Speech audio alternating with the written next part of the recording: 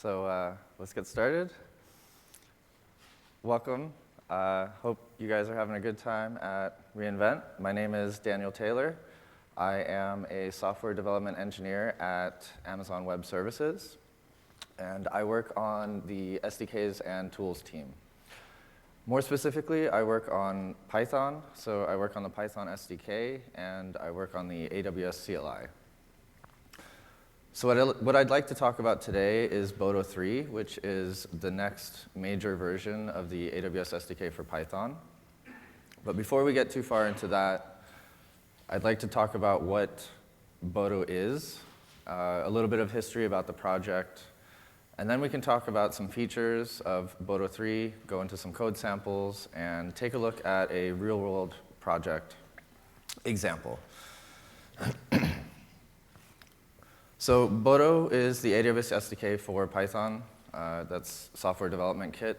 It means that it allows Python developers to interact with services from AWS using Python.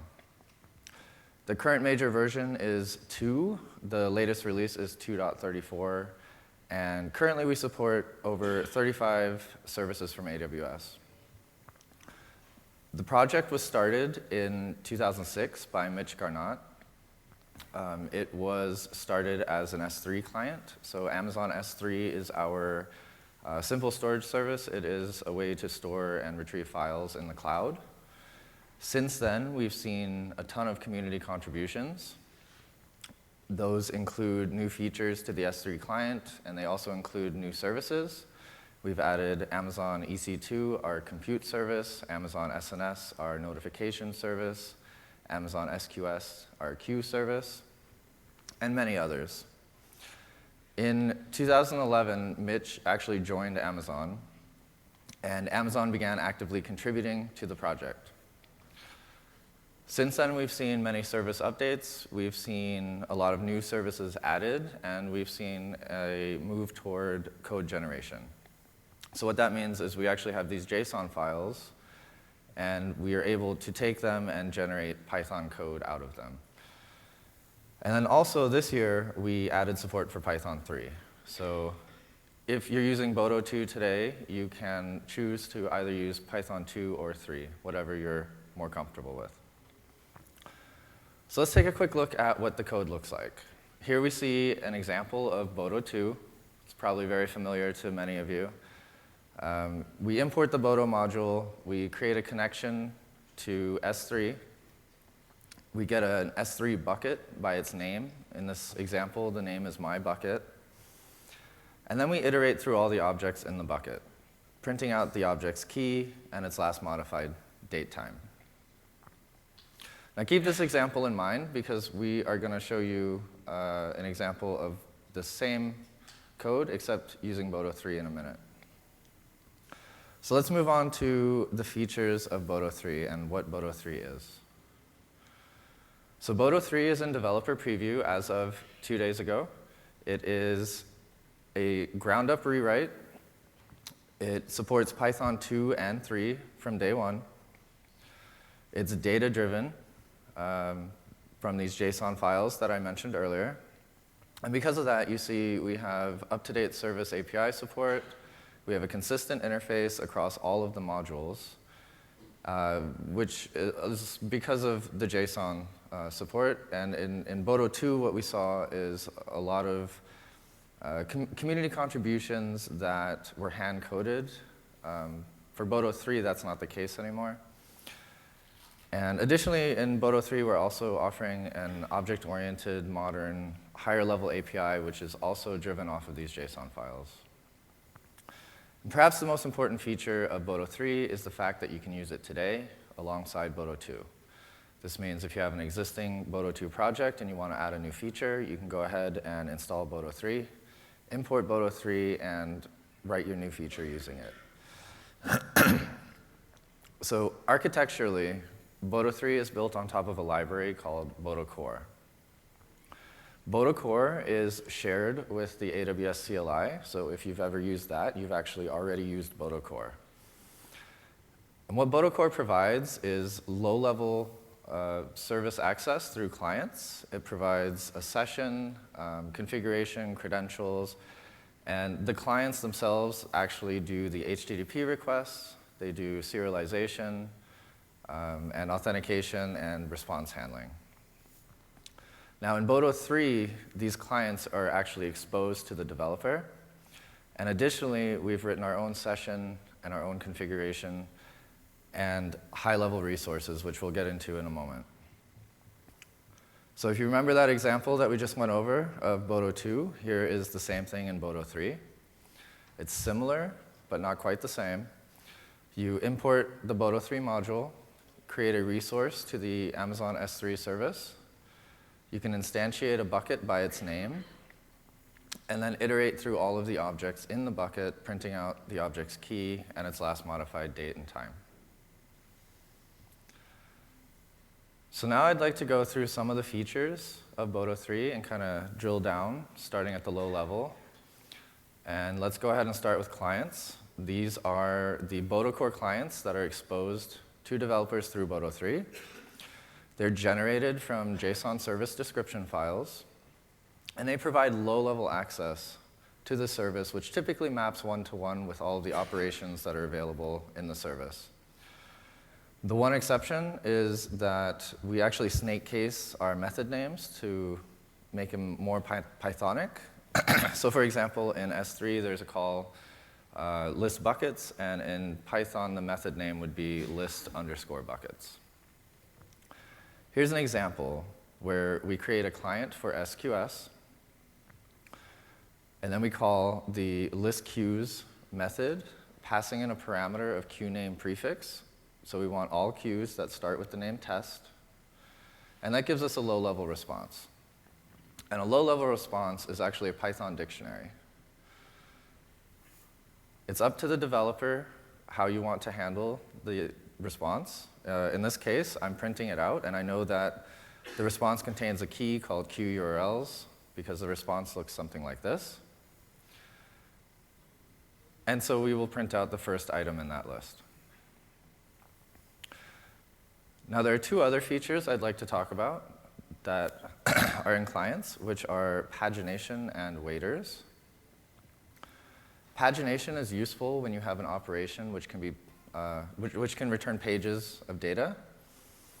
And what clients do is they help abstract that and actually handle pagination for you and yield individual pages that you can then process. These pages are also low-level responses. That means, again, it's up to you to handle that response. So here's an example of pagination. In Amazon S3, we have a list objects call, and that operation is paginated. In order to get the pages, we need to create a paginator or get a paginator. So here you can see we get a paginator using the method's name, list objects. And then we iterate through each page. And inside of each page, there is a key called contents, which is a list, and that list contains objects. And so we iterate through each of the objects, printing out its key. Now, waiters actually expose a similar API, but they're a little bit different than pagination. So with Amazon EC2, you may have an instance that you start, and it may take 30 seconds, 60 seconds to start. During that time, you can't make other certain calls to that instance. So what you want to do is you want to wait until it's ready. So at some point, it's in a starting state or pending state. At some point, it will hit running, and when you're finished using it and you shut it down, it will go to a terminated state. What waiters allow us to do is to wait. So your code will block until that state is reached, and then your code will continue. Here you can see we create an EC2 client. We get a waiter, and you access waiters by name. In this case, the name is instance running. And it's also possible to get a list of all waiters, and they're also listed in our documentation. And then a waiter object actually has a .wait method where you can pass in parameters for the underlying service operation. In this case, that operation, I believe, is describe instances. And so we pass in instance IDs, wait for this instance to have started and be running, and then we print out that the instance is ready. So that's kind of an overview of the lower level part of Boto 3, the clients. The next feature that I'd like to talk about is resources. And resources are really a higher level object-oriented abstraction on top of the clients. They are also generated from JSON files. These files are separate from the service description files. These are resource descriptions, and they're built on top of the service description. Like I said, it provides an object-oriented API, and resources themselves can kind of be split into these categories. Each of their members and methods can be split into identifiers, attributes, actions, references, sub-resources, and collections. And we'll go into details on what all of these are in a moment. But first, let's take a look at what a resource is. And over the next few slides, we're going to go ahead and use these 3 services and give you some examples about of these different types of categories. So we'll be looking at Amazon EC2, Amazon S3, and Amazon SQS. In EC2, a resource is something like an instance, which takes an ID or has an ID. In Amazon S3, a bucket or an object is an example of a resource. In Amazon SQS, a queue is an example of a resource. And a queue has a URL. And these IDs and URLs and keys are actually what we call identifiers. Now, an identifier is something that uniquely defines that resource. So for EC2, the instance has an ID. An S3 object actually has 2 identifiers, and those are the bucket name and the object's key. And a queue has a URL identifier. Now, attributes are somewhat similar in that they are data members, but they're actually lazy loaded. And some examples of them are the EC2 instance type, an S3's object last modified date time, and an Amazon SQS queue has an attribute called attributes, and here you can see we're accessing the number of seconds that a message will wait before it gets processed in that SQS queue.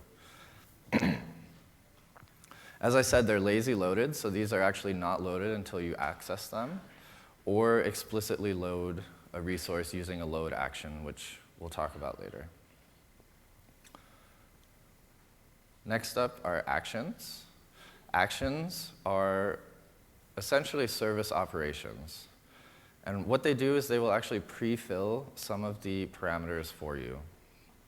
In this case, Amazon EC2, an instance, would have a create image action, and that will call create image, the create image operation on the underlying service client, passing in the instance ID for you. So there's no need to pass in any of the identifiers for each of these actions. An Amazon S3 object would have a put method, and here you can see we set its body to the word hello. And Amazon SQS, the queue would have a receive messages action. And what's interesting about these actions is they can actually return one of 3 things. An action can return a low-level response, which is, again, a Python dictionary, which you're responsible for handling. It can also return a resource, and it can return a list of resources. So for the bottom example, receive messages actually returns a list of message instances. Next up are references, and my only example for that is an Amazon EC2 instance subnet or an instance VPC. Essentially what a reference is a related resource. And these can either be set or they can be none. Sub-resources are somewhat similar to references, except that they are actually a way to construct child resources. So for example, the EC2 service can have instances. So this allows us to construct an instance using its ID. An Amazon S3 bucket can have objects, and this will allow us to construct a new object instance using its key. An Amazon SQS can have a queue which is constructed using its URL. And the final category are collections. Collections are groups of resources, and they allow you to iterate, filter, and manipulate resources. So going through our examples again, in EC2, you would have a list of instances for that particular region. In S3, if you have a bucket, it can have a collection of objects. And in SQS, you have a collection of queues for that particular region. So let's take a look at some of this in code. Here's a quick example. We create an S3 resource, and then we instantiate an object. And an object is instantiated using a bucket name and a key. In this case, it's myBucket and myKey.jpg. And then we print out the object's content type and its last modified date time. You can see the output at the bottom of the slide. The content type is image JPEG, and the date time is actually a Python datetime object, so you don't need to handle parsing of date strings or anything. Now, one interesting thing about this code example is only one remote request has been made, and that remote request is made at the first print statement. So an S3 object has a load action. And when you access an attribute of a resource, it will load it and cache the result. So the next print statement uses that cache. Only one request has been made. Here are some examples of collections. So here you can see we have an S3 bucket named Boto3. It has an objects collection, and it has a method called all. This should be pretty familiar if you've ever used Django. It's very, very similar to Django query sets. We iterate through all of the objects and print the object's key. The second example is with SQS. We go through all of our queues, but we filter them so that we only get queues that start with the letter A. And we print out the queue's URL. And the final example on this page is not available yet, but is coming very, very soon. And these are batch actions. And what these allow you to do is perform an action over a large group of resources. So in this example, we have a bucket, and the bucket has maybe hundreds of objects in it. By calling delete on the objects collection, we're able to do one remote operation to delete all of those objects. The alternative is to loop through and get each object and call delete on it, which would potentially be hundreds of calls. So now I'd like to give you a quick demo.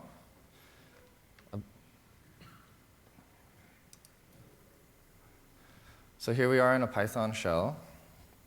We can import Boto3. And let's take a look at some low-level client calls. So I will go ahead and create an EC2 client.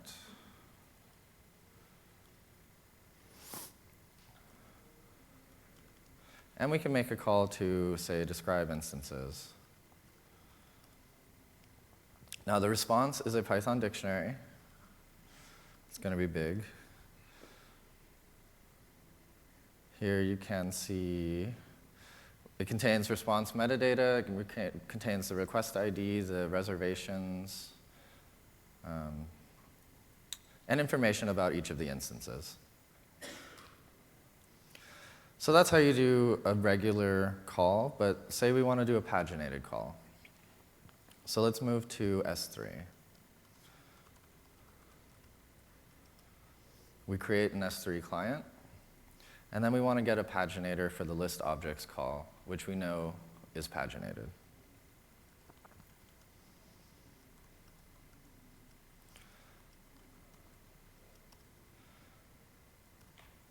So then we need to loop through each page. So for page paginator dot paginate. And the paginate call will actually take in any parameters that the underlying operation takes. So in this case, we need to give it a bucket name. And then each page contains a key called contents.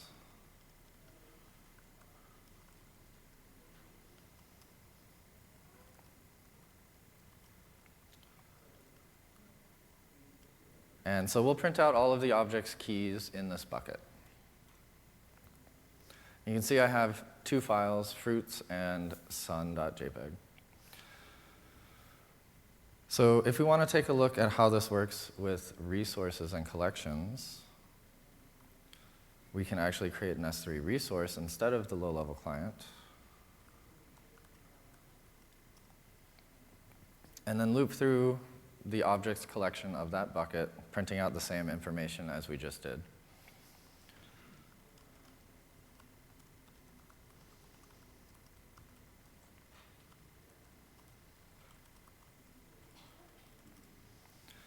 And there you see the same information, except this time we used the high-level resources instead of low-level clients. We can also get and put those objects. So if we want to take a quick look at one of those files, we can do so. S3.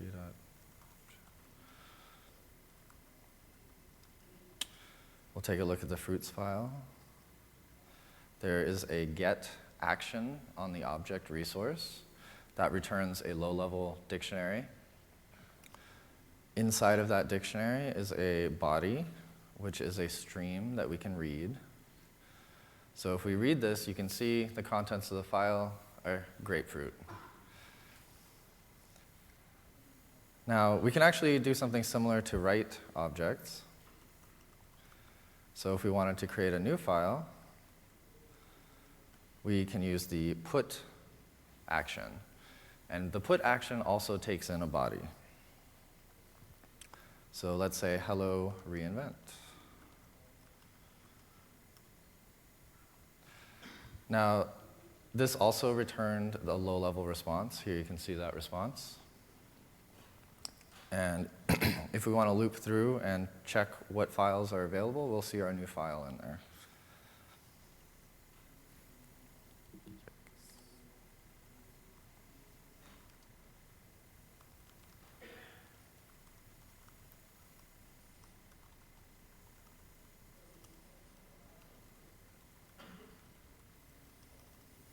And there's our new one.txt.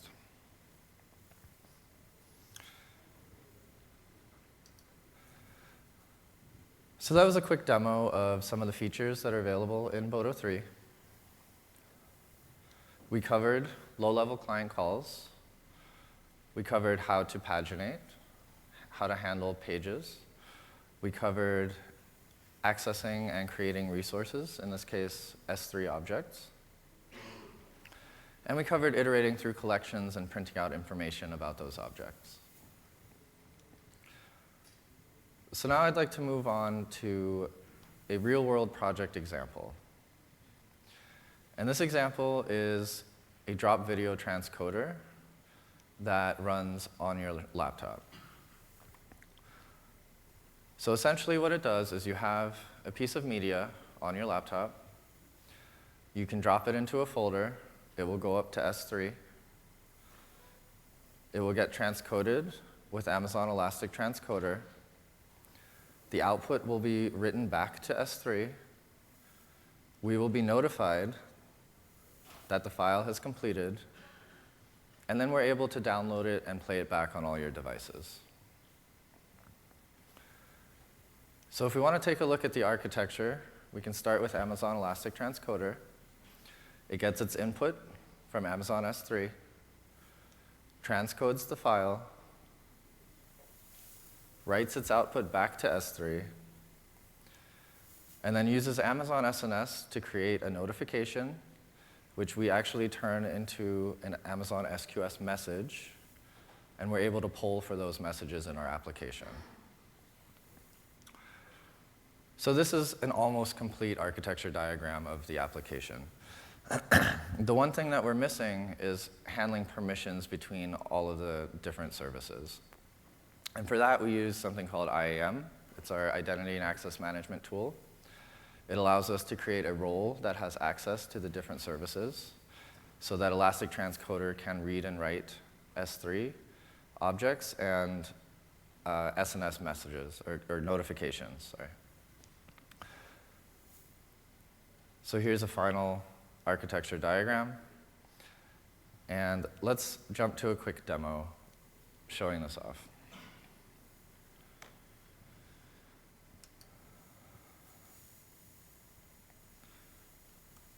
Here we have the sample app, and the app is actually available on GitHub.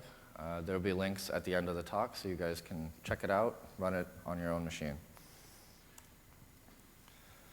We'll start it up, and it will start polling a directory for new files. Here you can see I have 3 directories open. Hopefully you can see that. The top directory contains a sample Matroska file, which is not a super common format. And then I have an input folder and an output folder. And what we're going to do is we're going to drag this file down into the input folder. And then we're going to take a look and see if the script finds it. Here, it found the file. It's going to upload it to S3. And now it's started transcoding the video. And while that's happening in the background, we're going to continue talking about the application.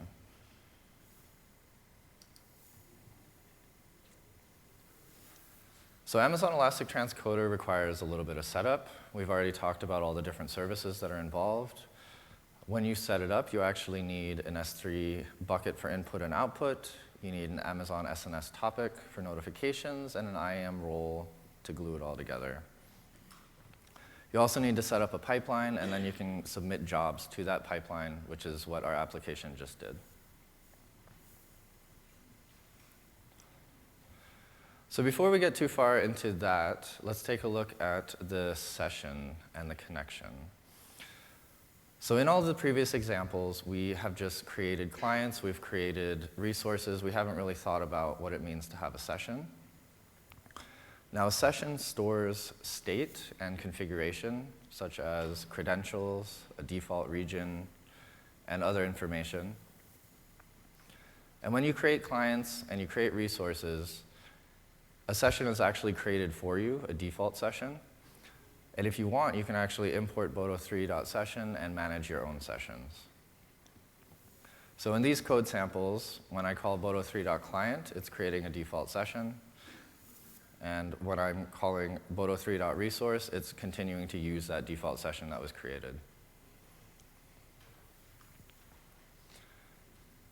Now, S3 uploading and downloading are somewhat similar. We're going to go through some examples. These examples are going to be how to create a bucket, how to get a bucket, how to upload files, how to download files. It's somewhat similar to what I did in my demo. Here you get an S3 resource, and you're able to call the create bucket action on that resource and give it a name. This returns a new bucket resource. If that bucket already exists, you can either call create bucket again because it's idempotent, or you can create a bucket instance locally without making a request by doing s3.bucket and giving it a name.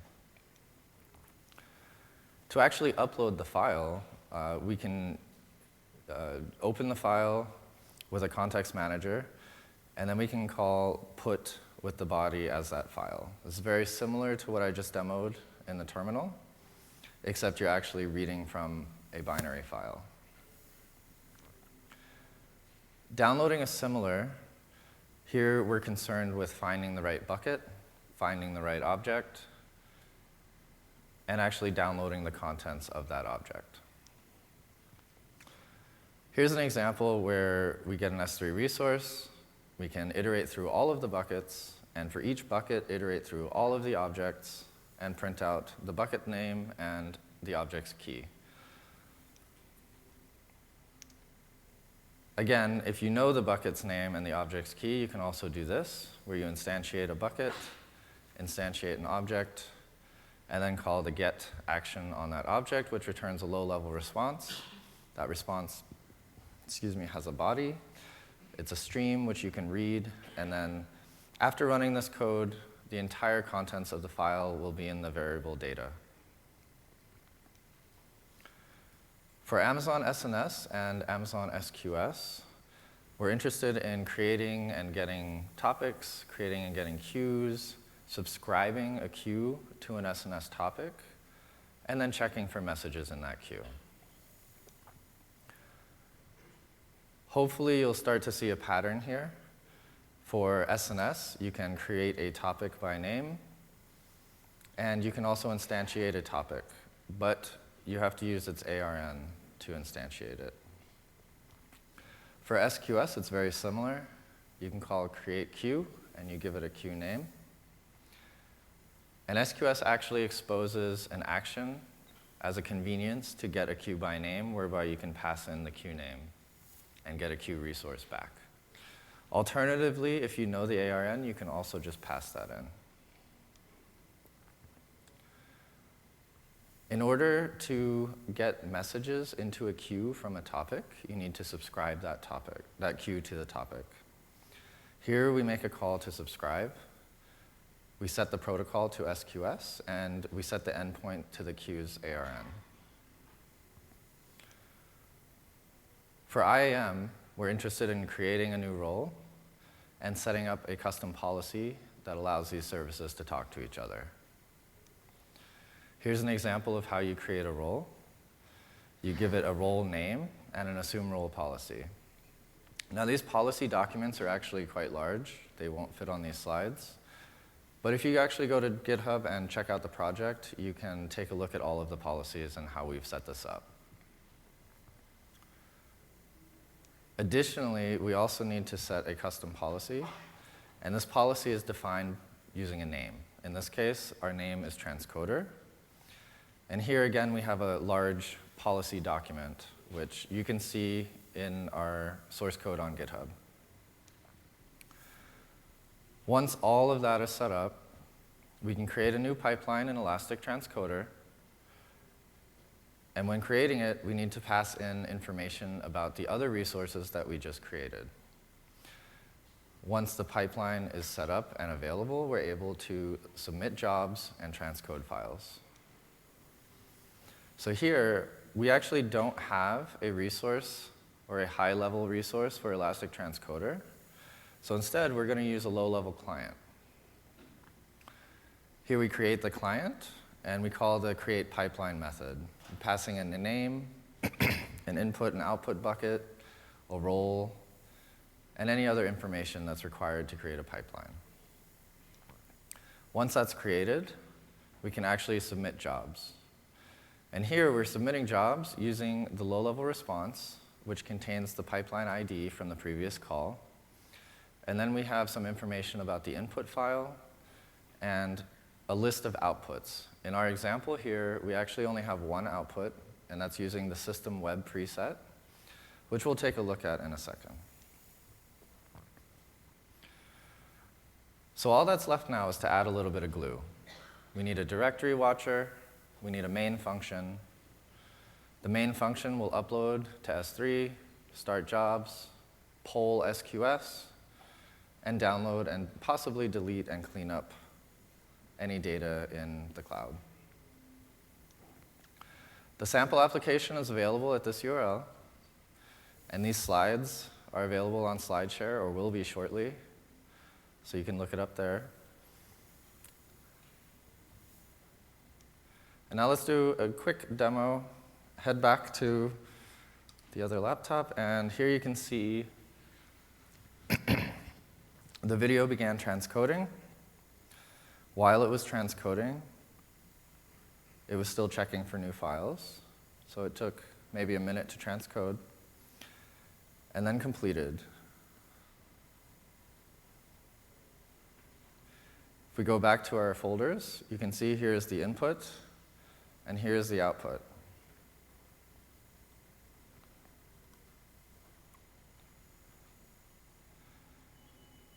Many of you have probably seen this video.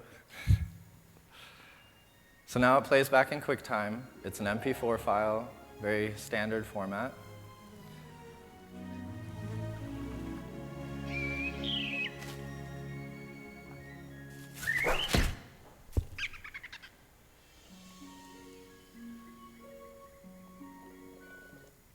So there you go, Big Buck Bunny.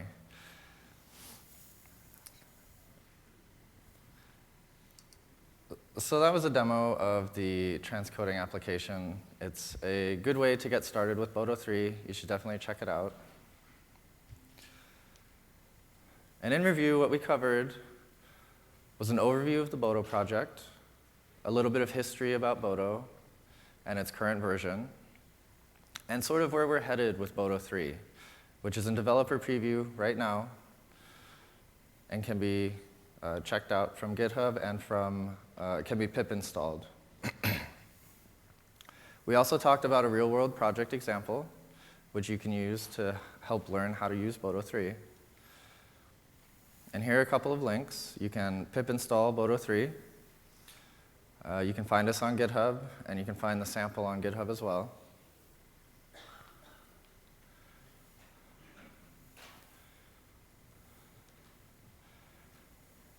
And that's basically it.